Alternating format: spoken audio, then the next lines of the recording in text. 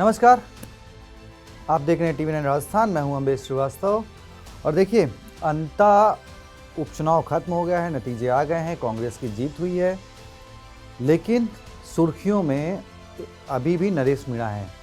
वो बात अलग है कि वो तीसरे नंबर पर रहे, कुछ 100 वोटों से बीजेपी के मोरपाल सुमन उनसे आगे निकल गए, लेकिन नरेश मीणा लगातार सुर्खियों में हैं अपने बयानों को लेकर। और उन पर लगातार उनकी तीसरी हार के बावजूद जिस तरीके से वो पिछले 2 साल में 3 चुनाव लड़े और 3 चुनाव में जिस तरीके से उन्होंने पब्लिक को अट्रैक्ट किया, क्योंकि तीनों चुनाव अलग अलग क्षेत्रों के थे, उसके बाद भी जिस तरीके से उनको वोट मिला, उसकी तारीफ उनकी विपक्षी दल के नेता लगातार कर रहे हैं।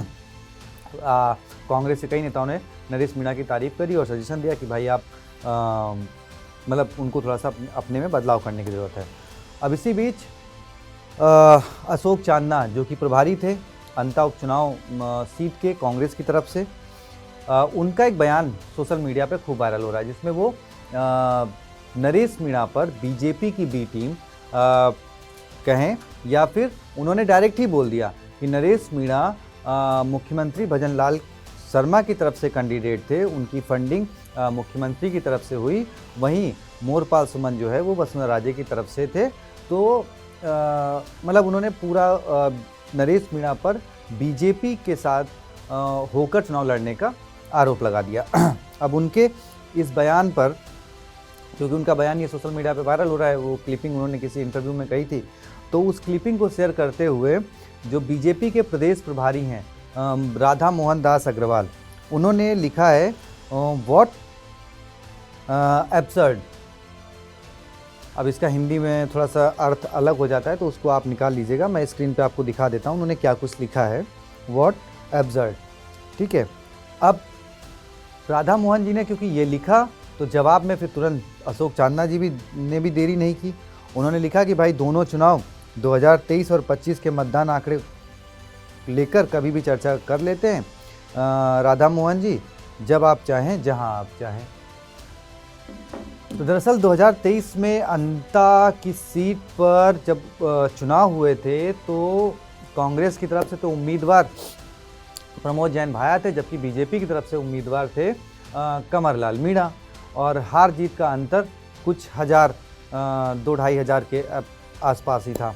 उससे पहले उसी सीट के विधायक थे प्रमोद जैन भाया, गहलोत सरकार में मंत्री भी थे, लेकिन जब 2023 के विधानसभा चुनाव हुए तो कुछ हज़ार वोटों से प्रमोद जैन भाया को हार का सामना करना पड़ा। अब जब इस बार चुनाव हुए तो 15,000 से ज़्यादा वोटों से जीत दर्ज करी है प्रमोद जैन भाया ने मोरपाल सुमन से।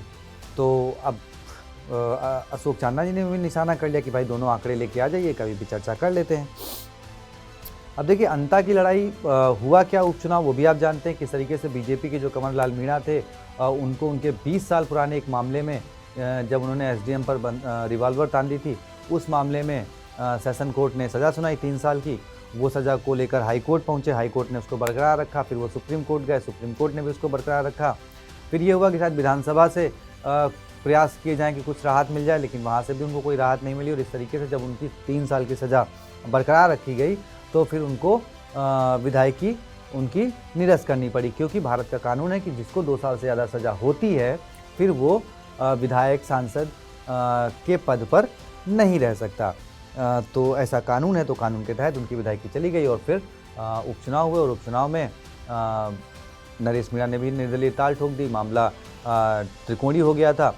लेकिन प्रमोद जैन भाया ने एक चौथा राउंड छोड़ दें अगर, तो लगातार अपनी 20 राउंड में अपनी बढ़त बरकरार रखी, और अंततः वो 15,000 से ज़्यादा वोटों से अपने विरोधियों पर जीत दर्ज करी। नरेश मीणा, जो कि अपना तीसरा चुनाव लड़ रहे थे, उनको तीसरी बार भी हार का सामना करना पड़ा। हाँ, उनके साथ थोड़ा ये हुआ कि पहले वो दोनों बार हमेशा दूसरे नंबर पर रहे, लेकिन इस बार वो तीसरे नंबर पर रहे। लेकिन जो अंतर है हार जीत का, मतलब जो नंबर है सेकंड और थर्ड के बीच का, वो महज 120 या 125 वोटों का ही रहा। तो मतलब एक तरीके से कहा जाए तो बीजेपी के मोरपाल सुमन हारने के बावजूद भी अपनी ये साख बचा ले गए कि वो तीसरे नंबर पर नहीं घिसे। तो सरकार की ये साख बच गई सरकार और वसुंधरा राजे की, जो बीजेपी के उम्मीदवार थे वो नंबर 2 पे रहेंगे। अब नंबर 2 तो नंबर 2 ही है, वो चाहे कुछ 100 का हो चाहे 1 वोट का हो, क्योंकि राजस्थान में तो बड़ा फेमस है कि भाई 1 वोट की हार की वजह से सीपी जोशी जी मुख्यमंत्री नहीं बन पाए जब वो 2008 में नाथद्वारा की सीट पे लड़ रहे थे। खैर, अशोक चांदना का बयान और उसके बाद राधा मोहन दास अग्रवाल का पलटवार और फिर चुनौती अशोक चांदना की, आपका क्या कहना है? क्या स्वीकार करेंगे राधा मोहन जी, और क्या राधा मोहन जी को ये स्वीकार करना चाहिए? कमेंट बॉक्स में बताएं। वीडियो को ज़्यादा से ज़्यादा शेयर करें, चैनल को सब्सक्राइब करें। बहुत बहुत शुक्रिया, धन्यवाद। एक और करूँगा सर।